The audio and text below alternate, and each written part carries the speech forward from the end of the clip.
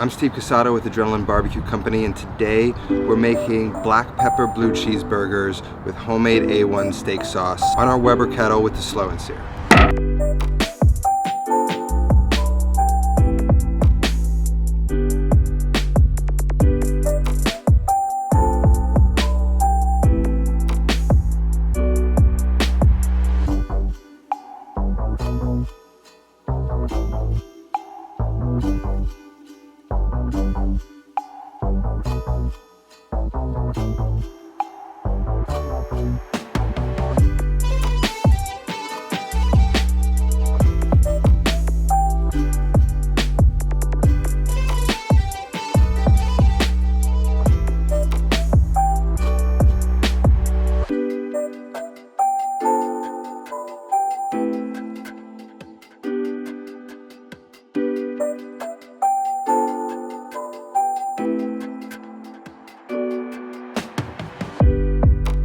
Smashed burgers are all the rage these days. It's the only way you see people making hamburgers, and for good reason. It's a delicious technique to cook a burger. But sometimes we crave that thick, juicy style burger that we often find in a steakhouse. So today we're gonna make ourselves a nice black pepper crusted half-pound patty grilled burger, blue cheese, homemade A1 steak sauce, and some nice brioche buns, and it's gonna be delicious. We're gonna reverse sear these burgers because they're thicker and bigger than a smash burger. It's gonna make it easier to cook and result in a juicier burger. As always, the full recipe for this video is gonna be in the link down in the description, so check that out when you're done. I'm hungry, so let's just get right into it. We started out this recipe in the kitchen. We had to form the patties. You wanna form them a little larger than the bun you choose to serve it in. The meat will shrink a little bit, and if you measure it the size of the bun, it might shrink a little bit too small and your proportions will be all off. We wanna make them nice and flat on the top so they get a nice surface to sear. Then we're just gonna crumble up some blue cheese. We got a nice quality blue cheese here, and then we can make a quick version of an A1 steak sauce. It's basically a barbecue sauce. There's a few tweaks that make it a little different, and it's got a little bit more bite and kick to it than your normal barbecue sauce. All you have to do is saute a half an onion, a bunch of smashed garlic, and sweat it out. Toss in a little bit of celery seed and get that toasted. Then you're just gonna add a half cup of water, a half cup of balsamic vinegar, quarter cup of ketchup, quarter cup of Dijon, quarter cup of hot sauce, a quarter cup of Worcestershire sauce, quarter cup of raisins, a little salt and pepper, and 1 orange juiced, and then add the juiced rinds to it when you're done. You want to stir that all together, bring it up to a boil, and you're gonna reduce that until it resembles the thickness of an A1 steak sauce. You can strain it out afterwards, get all those solid pieces out of there, and then you should let that cool. You should have a nice steak sauce that resembles A1. Now we have to get our kettle prepared for a reverse sear. I have a full chimney coming up to temp. I want to get almost all of them white hot. I still want the tops to be like a little bit black because I'm going to throw them into this slow and sear with an empty reservoir. Get the kettle up to temperature and make sure we have a nice clean smoke coming out of these coals. Looks like we're just about ready to do.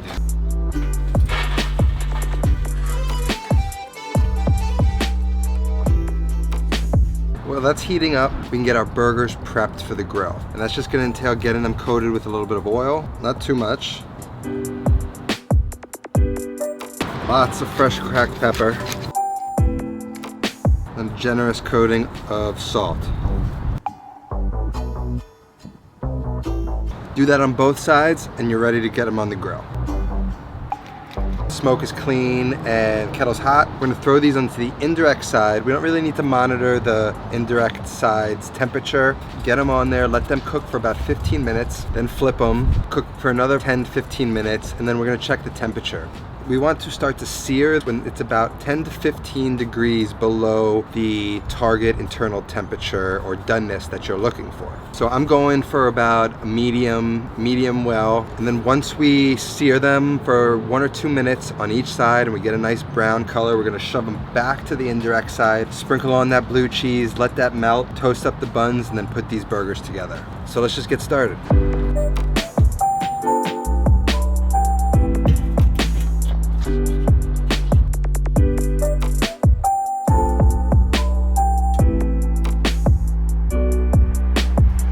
These guys have been on for about 30-35 minutes. We're about ready to get these guys seared.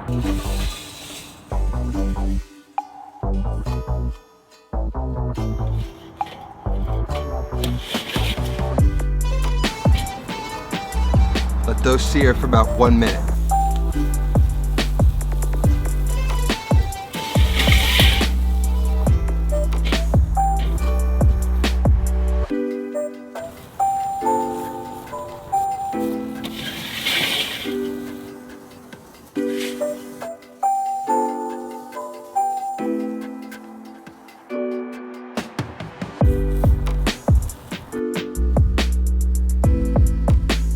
Take your buns and just oil them up.